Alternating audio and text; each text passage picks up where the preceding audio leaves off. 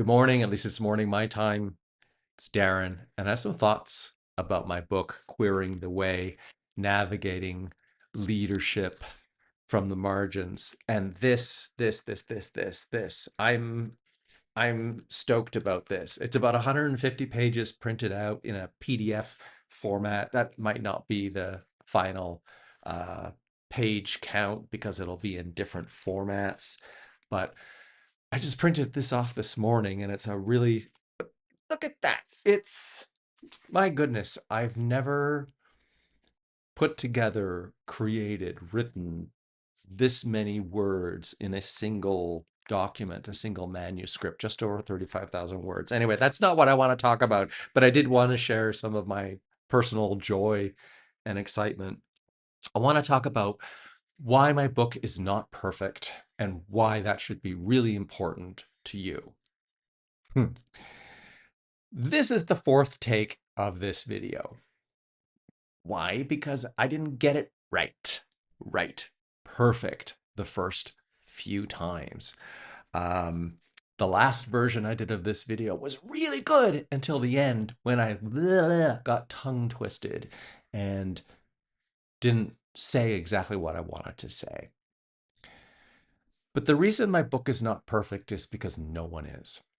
What really matters is practice. Practice makes for improvement.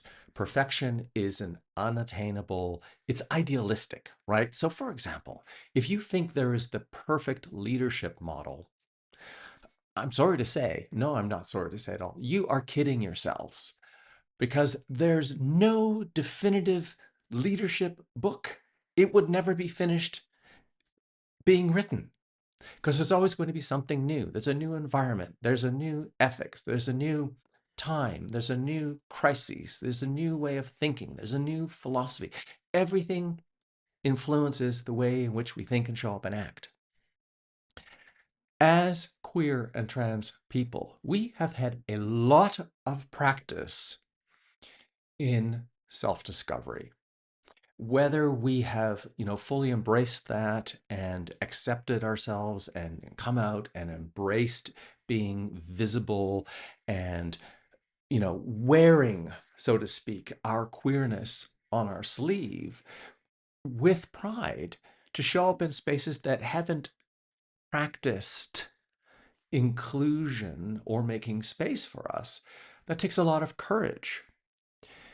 But how do you do that if you don't know how to do that? Well, you have to practice certain things. One of the things, or the way in which my book is structured, is on 6 principles that affect ultimately how we most effectively lead. Part of it is, for example, how do you feel? Do you feel well enough to lead?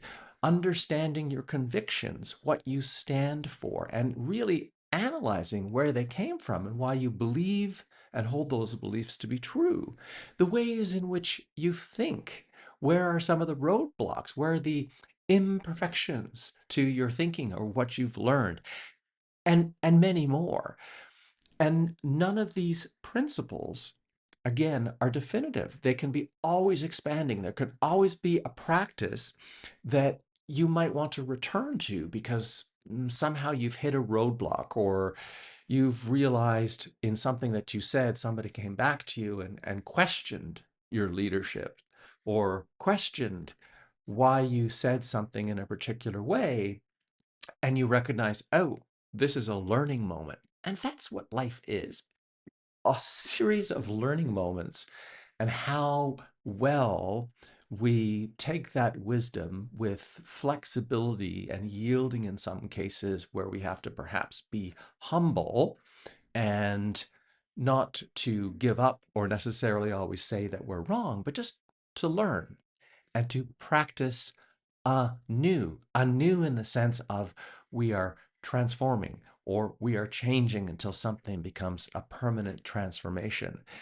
Queer and trans people understand what that means, and this is what the book aims to help you as an individual in queer leadership, in a leadership position, in a role of being a change maker, as a social entrepreneur, to become more sensitive to, more aware of the ways in which you can show up most impactfully, most influentially in the world. And I don't mean from like a social media algorithmic sort of thing, although that might be quite important to the work that you're doing.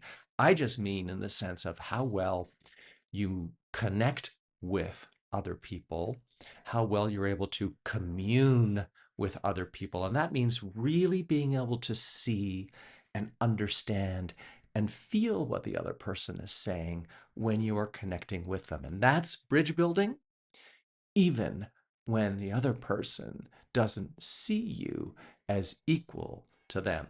That's the hard work that we are up against, and we cannot deny it. We cannot shy from it. Not all of us can do it public facing. Some of us can do it behind the scenes. Some of us can do it by supporting other people who are public facing. And that's what this book is about. It is about practicing until we see improvement, practicing again and again until we get some of the changes that we want to see, practicing until we start to see the greater transformation in aspects of society that make us feel more comfortable and free and accepted, recognized, and valued for who we are.